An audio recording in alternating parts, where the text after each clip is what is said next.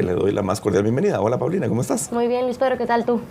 Bien, una semana pues bastante complicada, muchísima, como lastimosamente vemos en Guatemala, más violencia, más inseguridad. El tema del presupuesto de aquí a noviembre candente. Seguramente va a ser una discusión ardiente, terrible. Ardiente. Un presupuesto de más de 164 mil millones de quetzales con una deuda de más de 44 mil millones de quetzales para el próximo año, pero bueno, eso va a ser motivo de discusión en el Congreso de la República en los próximos meses y por supuesto también aquí en Canal Antigua. Pero esta noche tenemos una entrevista muy especial y les cuento, va a ser una entrevista exclusivamente en inglés, en idioma inglés, en respeto y en atención a nuestro invitado. Nuestro invitado viene de Canadá, pero usted, a nuestra audiencia, les contamos que van a tener ustedes ahí traducción automática en sus subtítulos. Así es que ustedes pueden leer, pueden ir llevando la conducción. Si usted no sabe el inglés, ustedes pueden leer los subtítulos y ahí van a poder darle seguimiento completo a esta interesantísima entrevista que va a tratar sobre, después del cierre de Perenco, de lo que fue todo el Parque Shan en San Andrés Petén, pues hubo muchas cosas ahí que salieron a discusión y pues bueno, tenemos a esta persona y me voy a pasar ahora al inglés. We are going to welcome Mr. Rob Matheson. He's CEO of Simmons Holdings. Welcome to Guatemala, Mr. Matheson. But before we go to the interview, I'm going to say I did my homework, Pauline, I did my homework. Okay. And I have some information about Canada. He's coming from Canada.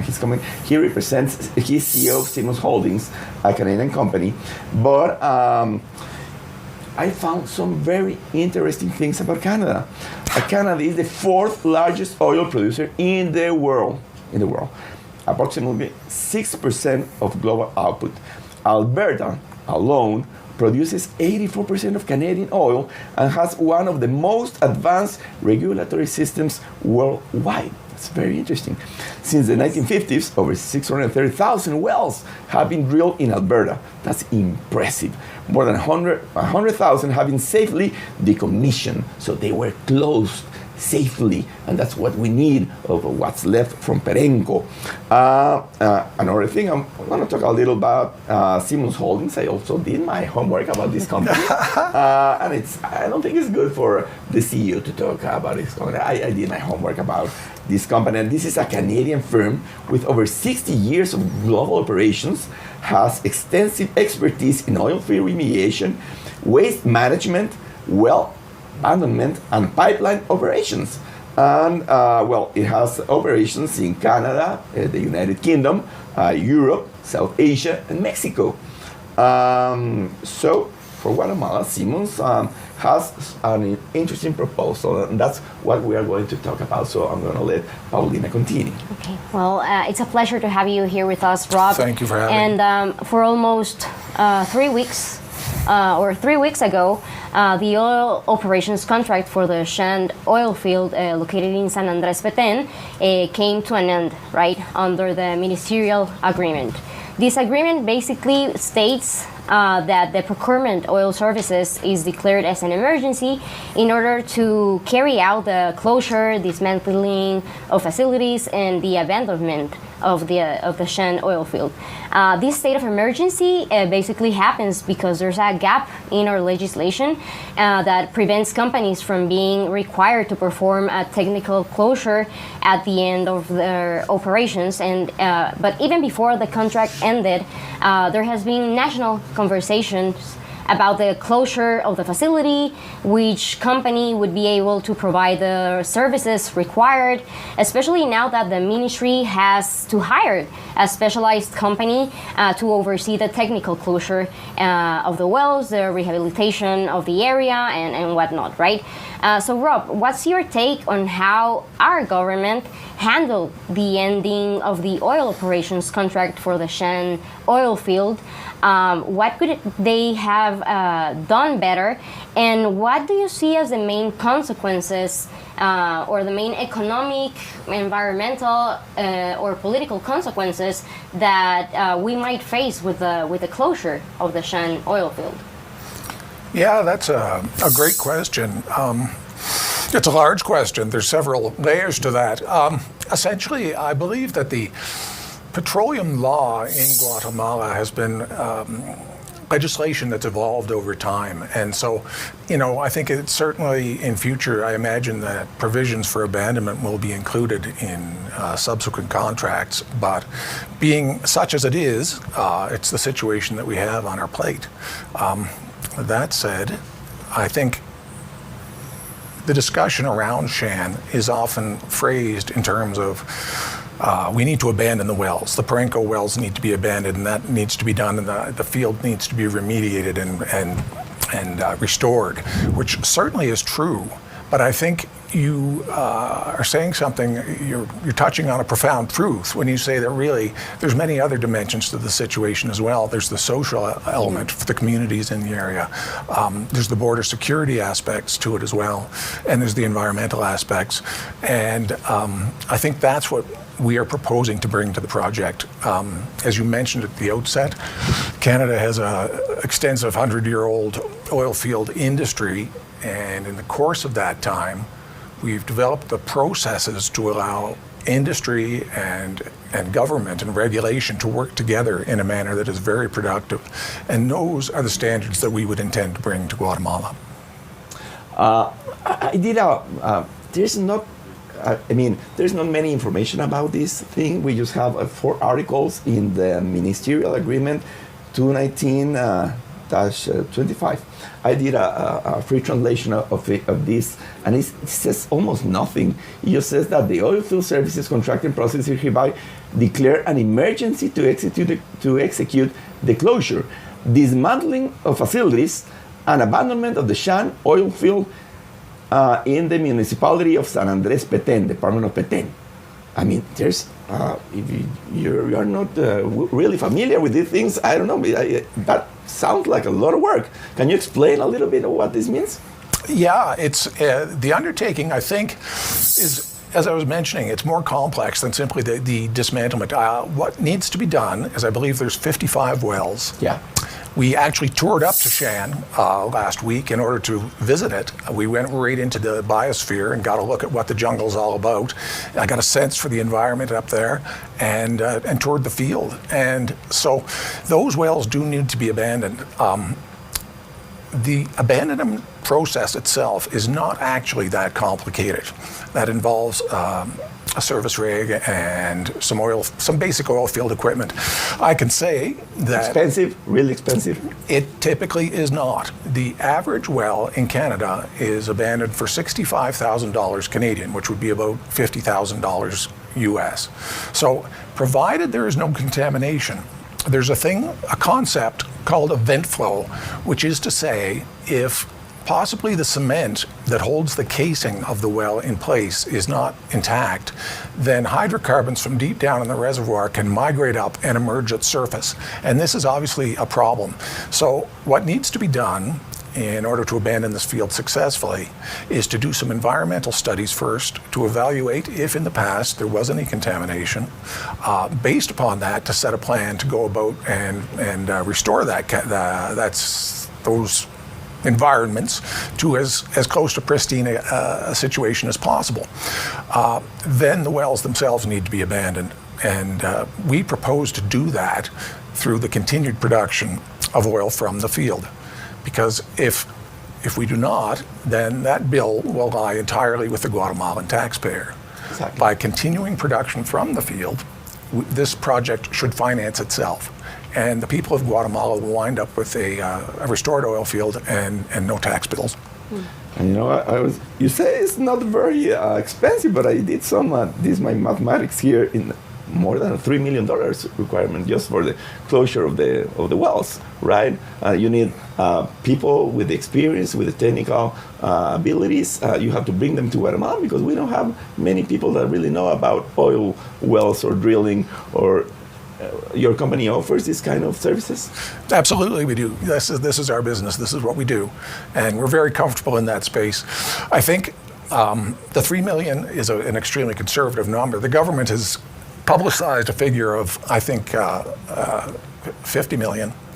And And I think that's probably more in keeping with the actual costs will be, because in addition to abandoning the wells, we'll have to remove all the equipment, we'll have to dismantle the facility and truck all that out of the Shan area, which is not going to be small. And then we have the contingent liabilities of potential contamination that took place in the past. I don't know that when it may have happened, but the field has been in operation since the mid-'80s. And so I think there's a pretty decent chance that there might be some contamination, and we'll have to contemplate that. And Rob, correct me if I'm wrong, but I think that the oil field has not been depleted, or it still has oil in the wells, right? And what will happen with that oil, and then now that it's closed, and what are the key steps that need to be carried out for the closure? Like, what are the key steps that the company that is coming has to make in order to work with efficiency, work with high standards, and basically. Yeah, well, I think, and this is important, is that we want to align ourselves with the objectives of the government of Guatemala in what they want to see as the end product. So in order to achieve that, we will be in consultation with the government throughout the process. The first step would be environmental assessment. We need to do some, that'll involve borehole assays, contamination or evaluation of the soil. I know that CONAP is doing a lot of work in that area right now, and so we'll be working closely with them to find out exactly what they've determined. So having done that, the next step would be the abandonment of the wells themselves, which should, as I said, not be a hugely extensive process. But bear in mind that we would like this entire process to be self-funding, such that there would be continued production from the field as we go through these steps and abandon several of the wells. And then we would have to shut down the facilities and scrap them. So, go ahead. In Article 2 of the Ministerial Agreement 219-25, it says that the Ministry of Energy and Mines will contract the company that will provide the services indicated in the previous article within a period of 45 days. This was published on July 18, right? So your company has already been contracted, or there's other companies just bidding for this contract? There's 6 competitors in the competition. We've been advised, and actually, I believe it's today. In fact, I'm certain it's today that the government has indicated that they're going to publish the list of those 6 who are able to continue on to the actual more detailed discussions of economics, and we're very hopeful we'll be included. Do you have more information that the rest of the public have? Because we don't have much information about this. Have they given you, some clear information of what you need to provide the government? It's a work in progress. You know, as you point out, they've declared it an emergency, and so in an emergency, not all the information is available. So I think we're working through that. And Rob, if the closure is indeed an emergency, how long should the technical closure process take? And what are, how, like, for example, I was hearing that it should take about 8 to 10 years, but if it's an emergency, shouldn't it be like in 5 years or maybe? I think 5 years is a reasonable timeline to achieve this. But that said, I think when I understand them to have declared an emergency, I think that it's an emergency in that no process has begun and no company has been selected. So the selection of the company is the emergency. Okay. And there is a potential environmental emergency, certainly, were the area not to be properly decommissioned. That could be devastating. But fortunately, that's not going to happen. Okay. And in that sense, international attention is now focused on how Guatemala will manage this closure, right? And I think it's clear that we need to seek for international advice on this one, because we are not capable of doing this alone. And as my colleague was mentioning earlier, Canada, especially Alberta, has created a model of responsible energy management, and it has been very successful, and maybe we can replicate it here in Guatemala. So could you tell us more about Canada's model and how it operates, and what can we replicate here in Guatemala? Yeah, absolutely. All of our activities regarding such abandonments in Alberta are regulated by a body called the Alberta Energy Regulator. And as I mentioned, it's worked with industry for years, so the standards are very well documented, and they have very specific procedures for the plug and abandonment of wells, which is to say you need to put bridge plugs into the well and cement in such a way as to ensure that the well bore will be isolated from groundwater. Having done that, then you cut off the wellhead of the well 6 feet below ground level, and then you put in soil and remediate, and so you turn it back into a pristine situation, basically as if the well had never been there. And so that's by and large the standard which we would be operating to. Having done that, you must then continue to assess the site for several years in the future in order to ensure that the abandonment has in fact been effective and that there is no leakage to surface from the reservoir and that it's all been taken care of. We have spoken a lot about how to close the oil wells, but I'm interested now that you're talking about the Canada model and how you explore your non-renewable resources. The Guatemalan Constitution, our Constitution states that it's a priority of the state to promote this type of economical activities. I mean, getting all the non-renewable resources and invest in those kind of activities. But the thing is, there's a lot of misinformation. People, how do you manage when you come to a place, to a rural area where people don't know anything about this kind of operations? People sometimes think that these big companies are going to take away the water and the trees and they're going to cut everything away and take their resources away. How do you manage, I mean, to do all this type of information to promote this kind of activities? Well, and that's part of the 5 years that we talk about for the remediation of the field, because it's going to require a high degree of community involvement, you know, because these communities, some of them are dependent on the oil field in some regards, and others are negatively impacted by it. But we need to, in conjunction with the government of Guatemala, enlist a very high degree of community involvement, and that's part of the package we're offering. And Rob, you were talking about this environmental analysis that needs to be done. But what are the environmental risks that exist if the wells are not properly closed? And that's one of the main issues that has been talked about over the few past weeks.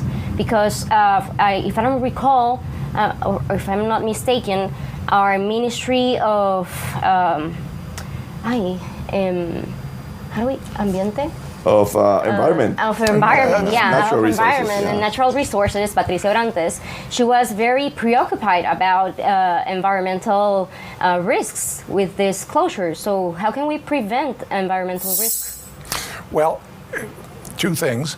And I think I would say, based upon the visit that we made up to the field, I could say that this is currently in hand. That there's a strong military and police presence in the area, which is preventing vandalism as far as we can see. And that's wonderful that that's been undertaken, because vandalism of these facilities could lead to a release of oil or contaminated water that could be devastating.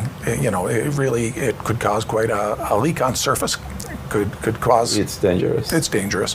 And further, were the abandonments not to be done correctly, then we could risk a downhole contamination of the aquifers, which, again, is a very complicated process and not something we want to deal with. For any new company just to do it without no experience, no knowledge, no nothing. No. Because that is very common in our countries, that maybe... and that happened in Alta Verapaz, right? There's a company that was just organized in 2024, and they are going to operate the oil wells in Alta Verapaz, and I think that is exactly the thing that we don't want to happen, especially in naturally protected area like Laguna del Tigre in Petén. So we want a company with experience, with the resources, not only economically but also technically. But you were saying something very important, and it calls my attention, that our legislation, oil, petroleum, and all these things, is from the middle 1980s, right? Yes. So when there was almost no oil activity here in Guatemala, so I guess it's difficult if you want to invest money in a country that there's no clear rules about how you have to behave, really. So I guess this experience could benefit also Guatemala to have like new regulation, more modern, clear regulation about these kind of activities involving environmental restoration, economic sustainability, energy and continuity, transparency and governance, because it's very important to do all of these type of activities very transparent. We have the bad experiences of Pemex in Mexico City or also in Brazil. We have bad experiences about state-owned oil companies in Latin America and all around the world, really. So we need to have the best practices. From this experience, this is going to be the first one in Guatemala. Do you think that we can learn, or you can help us providing some like the experience from other parts of the world that can become in some way regulation or legislation? Absolutely, and you know, you hit the nail on the head. And I have to say that we would be honored to participate in this phase of Guatemala's development with them, because there is such a potentially a great industry, energy industry here. Guatemala, in just one field, has exceeding 3 trillion cubic feet of gas, which, you know, that I believe exceeds the entire resources of the Ukraine. So it's a very rich country, and it imports today something in the range of 100,000 barrels, while only producing 5. So I think the development of an energy industry in a environmentally conscious way is a great thing, and we'd love to participate in it. You mentioned transparency, and that is central to the model that we're putting forward. It's a model we've used in Canada, actually, with the native bands there, which is to say we would function as a service provider, not necessarily as an oil producer. We would produce oil to the end of abandoning the field. But all of our activities would be overseen by a board of trustees, is what we would like to propose. These trustees, there would be 5. 2 would be from our company, 2 would be from government in Guatemala. Quite likely, I would suppose, it would be the Department of Mines or Department of Environment, but that would, of course, be up to Guatemala. And the 5th member of the 5th trustee would be from the Alberta Energy Regulator. This would be someone who's seen these regulations imposed in the past, and this group would oversee all of our activities to ensure that all expenditures, all best practices were adhered. Right. That's what we're talking about. Rob, you were telling us about other companies that are competing for the technical closure of Campo Shan, but can you tell us more about your company and the services it offers, and what can Siemens do about the current situation in Shan? Yeah. Siemens began as an oil field service company, drilling, doing a full range of oil field services, including abandonment and workovers and so forth. Siemens Holdings owns Siemens Hydrocarbon, and we have several sister companies as well. One of those being Palco Environmental, that has done environmental remediation of oil field wastewaters and so forth. We also have had a pipeline company in the past, and we've extensive experience at administering pipelines. Basically, the full range of work that needs to be taken care of in Shan is within the scope of our company. So we have spoken about oil wells, but there's also a pipeline, right? Yes. So how long is this pipeline, and what kind of services you have to provide? I mean, maybe to other companies that are on the way. I don't know. Can you tell us something about this, the oil pipe? How long is it? Well, I think that oil pipe is extremely valuable. I would say that, and it's really important to the energy industry in Guatemala. It's 425 miles long, as I recall. It's got 5 pumping stations, and it's in great shape. And it's in good shape. It's in good shape, yes. Okay. And it functioned right up until the shutdown of the field, and it's right now filled with inhibited fluid. But what we would foresee is that pipeline would be central to the development of an energy industry in Guatemala, because, as I mentioned, there's other fields that have. It runs to a port? It does. It runs to the on the east coast at Piedras Negras, I believe. Yeah. And the refinery as well, also a very important part of the program. It's worth mentioning that within the Shan field, reports indicate that there are 10 million barrels of oil left. If that oil were to be produced, it could create enough asphalt to pave every road in Guatemala. So, it's quite a significant... Can you repeat the amount? How many? 80 million? No, 10 million. 10 million. 10 million barrels left. So these are significant economic assets that could be central to the development of a new energy industry in Guatemala, and they're extremely important. So I think they are central to the. There is a very important information that you have told us, because a lot of people in Guatemala think that Guatemala there's no oil and there's no really natural gas or anything interesting to exploit there, but. What I've heard is that there is a very interesting market there just waiting for us to get developed. Very much so, very much so. And in the past, I believe that market has been restricted somewhat by the ownership of the pipeline and excessive costs required with the transport of oil. What we're proposing is, in conjunction with the government of Guatemala, to make these more public assets and stimulate growth in all the fields. Rob, we were talking about communities. Yes. So what should be the involvement that communities should have on this closure? For example, our government, they're really keen on doing this questions to communities about how the closure should be. But you were telling us about if your company, for example, takes the closure of Shan oil field, how would you work with the communities that are in San Andres Petén? Yeah, no, as I say, that's going to be an extremely high priority because, as you know, the royalties that are paid on the production of oil and gas now, a large amount of that is distributed back to the communities, and they benefit directly from it.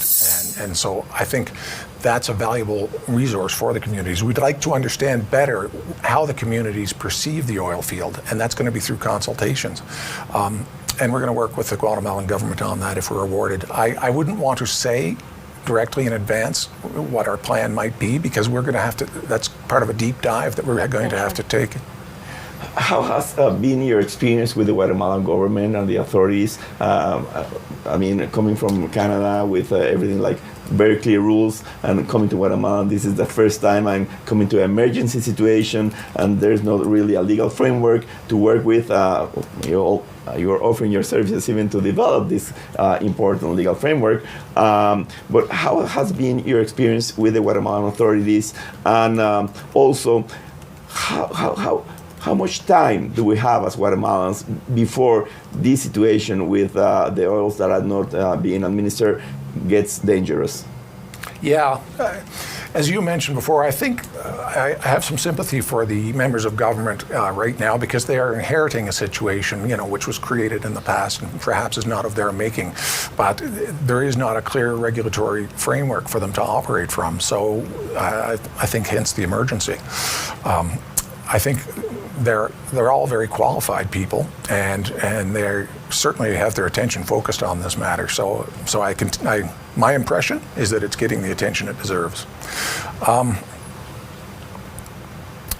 was the second part? How much time do we have? How much time? Yes, it becomes dangerous, because what I hear is that there's something happening, down beneath the wells also, and you have to get some maintenance to these wells. Yeah.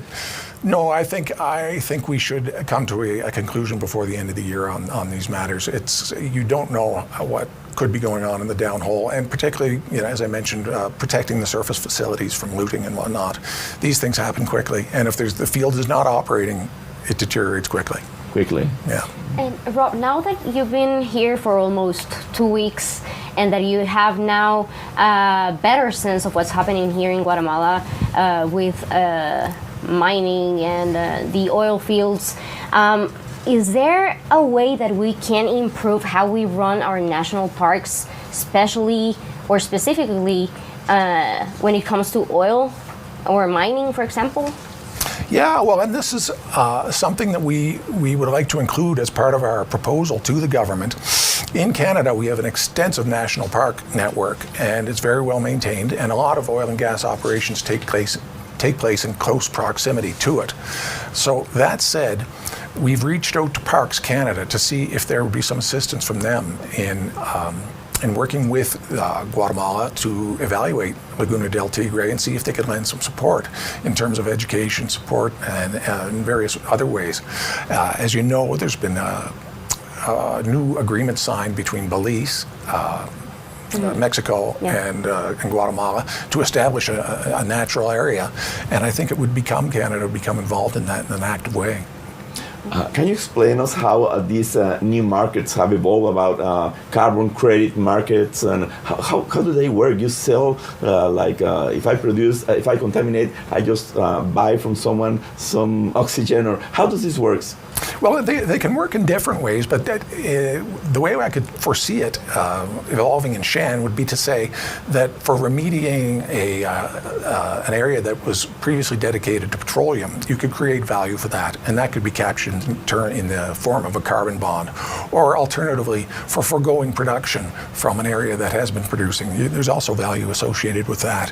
And I should mention that in Canada, one of our sister companies actually trades in carbon credits as it is right now. And so they're very interested to see if this goes anywhere. So there are other ways to benefit economically from absolutely these markets. To create value for Guatemala. And you have successfully executed projects in several countries, Canada, one of them, of course, the UK, in Europe, South Asia, Mexico. But how can you, what's the plan for making this closure very transparent? Here in Guatemala, transparency is like very important for us, since our governments, not this one, but many of our governments have not been very transparent with many things. So for us, transparency is a huge thing. So with the past experiences that you've had, what could be a transparency plan for our government to or recommendations? Yeah, and I really think that's where we have found the trust model I described to be very robust in Canada, wherein you've brought together parties from all the stakeholders, and essential to that is a regulator who has effectively no skin in the game in terms of their own personal objectives, and they don't represent an organization that's going to benefit from corruption. So I think that trust model is quite robust, and as long as we're overseen by that, I think things will go well. When I think about Canada, I just think about, it comes to my mind, beautiful forests, lots of trees, beautiful lakes and rivers. I was in Montreal a couple of years ago, and I've seen this. Everything is so clean. But when I read that only in Alberta you have over 630,000 wells that have been drilled, and over 100,000 have been safely decommissioned. I think you can have this activity. You have oil activity and petroleum activities, and they are perfectly in order with the environment, right? So, I mean, right now in Canada, do you have opposition to these kind of activities, or just they understand that they can be done? That's an interesting question, and actually, coming from the west of Canada, we are sometimes at odds with central Canada, wherein there's not a really vibrant oil and gas industry. And yeah, I think we're all aware that hydrocarbons are a source of energy that we need to move beyond. But the way that we see it in Alberta is that if we want to participate in what is to come with the development of renewables and to develop alternate sources of energy, then we need to exploit the resources that we have so that our economy remains strong and that we're able to participate in the research that it's going to take to develop these new alternatives. Because nowadays, you're going to just change, you're going to say, no, we are going electric, we are going to hydrogen, we are going to other type. It's not realistic. Nowadays, we still need a lot of the hydrocarbons and all petroleum derivatives, right? Very much. It's a transition element, and we need to use it wisely and environmentally responsibly to facilitate the change. And Rob, how can we make Guatemala a regional example of foreclosuring these types of wells, since we don't have the experience that you have, for example, what would be the best path for us to become a regional example? Yeah, I think for the Guatemalan government to spell out very clearly its vision for Laguna del Tigre and for the Jan oil field itself. They're not exactly the oil field itself constitutes a very small part of Laguna del Tigre. However, one member of government made the illustration to me, apparently the president has said this, that he sees it sort of in the same model as forts in the American Midwest. As they'd establish a fort and use it as a center of development, and around it would grow a community. And I think that's a brilliant analogy, and I think we start with the Shan oil field and carry out a responsible abandonment there, reclamation, and use that to leverage into dealing with the communities that are around and the other environmental concerns that plague the area. I'm curious, because Guatemala is not really known internationally for any oil activity. How did you hear about this process from the government, and how, you are really involved in it. You came down to Guatemala, and we appreciate that. You have invested resources and your time here to come to Guatemala. But how do you hear about this process? And do you have a local partner here in Guatemala, or do you work just alone with your company? We'd heard in the past, it was probably 3 years ago, about oil and gas opportunities in Guatemala. And we understood that the country really produces so little and it has so much potential that we looked into it. And at that time, the situation wasn't particularly of interest to us, but we became aware of the Shan field and the fact that Purenco's lease was running out. So we've watched that since. And when we saw that it was coming to an end and there was no alternatives in sight, we thought this is something we can help with. It's an opportunity. Yeah. Wow, very interesting. Yeah. And Rob, why do you think we are not exploiting the potential we have on mining and these things? And what can we do to change this? Because as you said, there's so much more that Guatemala can do, but we are not exploiting our resources. I would say there's two reasons for that, and by and large. One being the ability to get the product to market, which is why the pipeline is actually so important.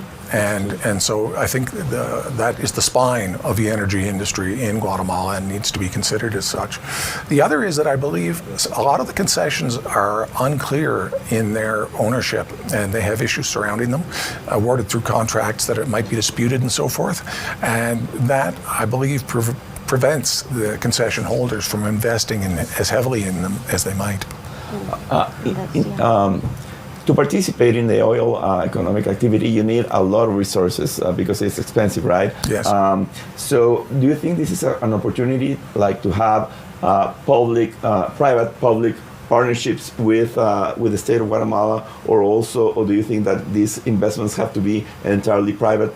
How does this work? That would have to come from the government of Guatemala as to their disposition, but I think that could be very interesting. We hadn't really considered that, but that's a wonderful idea. But by no means do they have to be entirely private, no. Mm-hmm. But usually they are, right? Generally speaking, yes. Yes. Yeah. At least in America. Oh yes, absolutely. Of course, in other places like in the Middle East or something, you come from the state. Maybe I don't know. But in America, usually they are private, right? Oh, absolutely, and in Canada, 100% private. 100% private. Yeah, we had a national oil company in the past, Petro-Canada. Didn't work out. Didn't work out. No. Not even in Canada. No. That you have a really good public institution, right? Yeah, so generally speaking. Yeah, that's very interesting. Yeah. No, that was. If you've heard of Pierre Trudeau, that was an artifact of his time. Oh my God. I guess that's the same everywhere. Yeah. Okay, so Rob, now you told us that you've been meeting with the government. I bet the other companies are meeting with them as well.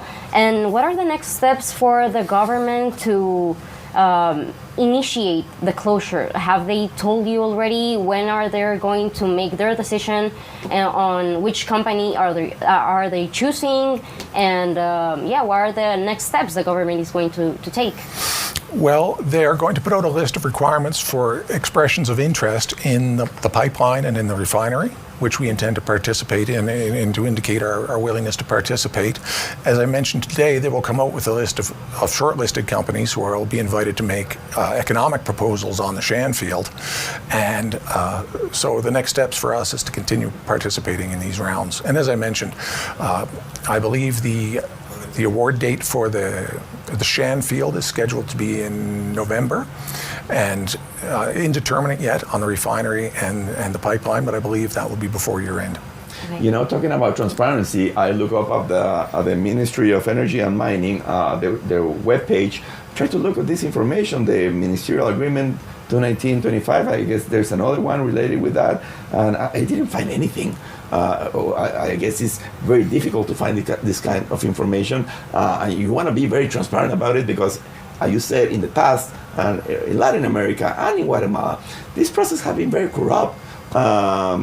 So I guess, are you going to ask for it to be public, or I mean, you said something about being in this process with the Alberta regulator, Alberta Energy Regulator, right? So you want this entity to keep company during all this process, and what do you recommend? Well, as you suggest, I recommend that the government of Guatemala focus on transparency as much as they possibly can during this period, because it's only going to benefit them. There have been processes in the past, as I mentioned, which I've come to understand, that were awarded without perhaps a reasonable bid round and whatnot, and those just wind up contested, and that's not going to be in anyone's interest. And that is also not good for your company. No, it's not people, good. Even though if you do the things right, if they don't appear to be right, people are going to talk about it, and they're going to say everything, and they're going to challenge these things, and that is not good for business, right? No, it's not. No, that's exactly right. Well, Rob, we are coming to the end of the interview. What are your final considerations about the whole process? What are you expecting for the government to be doing in the next few weeks? And Yeah, I think what the government needs to, I know they're assessing our initial proposals right now, and that's a lot of work on their part.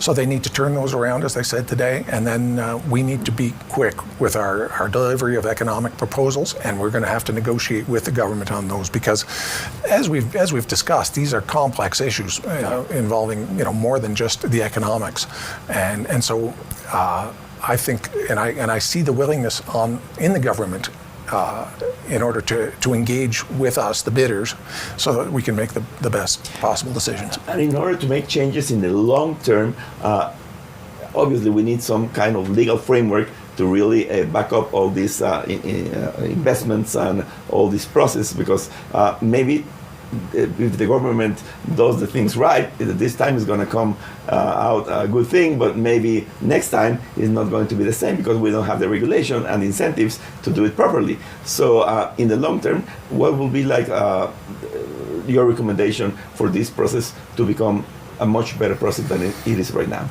Well, I think you're right. The government needs to learn from its mistakes in the past, and I'd have to say it was a mistake to permit Perenco to shut down and leave them no abandonment liability whatsoever. That's unusual, and I don't blame Perenco for that. It's just outstanding laws that haven't been updated. But I think during this process, that won't happen again, and the legislators in Guatemala are aware of that. And talking about regulations, have you encountered difficulties with the limited regulations that we have on this theme? And do you think that maybe we should be talking about making new legal changes to our laws in this topic? Yeah, well, of that sort, yes, absolutely. Anyone who wants to undertake activity in oil and gas needs to know that in doing so, they're creating a potential liability for the future, and the government needs to ensure that they are aware of the liability they are potentially creating and are financially responsible for it. And that's how it operates in Canada. If you drill a well, you are responsible to post money with the government in order to ensure that it will be abandoned successfully. So, yeah, those laws need to be put in place. As Paulina said, we just have a couple of minutes left, and I want to give them to you, maybe to address the people of Guatemala and the regulators and also the public officials about this topic, and also maybe a comment about how was your stay in Guatemala and how was your visit also to Petén. Oh, yes. Well, I'd just like to say that we're honored to be, looking at the opportunity of participating with the government of Guatemala in what I see as a transitory phase in the development of industry here. This could be very significant, and we're very excited to be part of it. And to go up into Petén and tour through the jungle was, to give us, we toured through several of the archaeological sites, and it gave us a sense of Tikal and Washatun, and then we headed out into the jungle to try and see Zotza. You did it by car, right? We went by car. We drove, oh good Lord, we must have driven 600 kilometers in 2 days. But it was a wonderful experience. I think it gave me a real hands-on impression of what the Laguna del Tigre environment is like and what the communities are like up there. And it was wonderful. It's a very special place, and the people of Guatemala have been wonderful to me, and I look forward to the success of this project. So we have a potential not only in oil welling, but also in tourism, right? Yes, absolutely. Yeah. A lot of work that has to be done there, and security issues also. But we don't have much more time, so I want to thank, in the name of A las 8:45 from Canal Antigua, Mr. Rob Matheson, he's CEO of Simmons Holdings, for being here in Guatemala in our set. Also want to thank Paulina, my co-host tonight. So I hope that everyone enjoyed this interview as I did. I learned a lot about this, not also the company that Mr. Matheson represents, but also all the economic activity, all the oil production that goes around in Canada, Paulina. It's amazing. It's really amazing how they've done all this work, and we can learn a lot about these countries. Yeah. Well, thank you, Rob, for joining us and for explaining to us about how the closure of the Shan oil field should be, and we hope for the best. Thank you very much. Absolutely. I'm going to turn now to Spanish para hacer la despedida. Paulina, de verdad fue una entrevista sumamente interesante.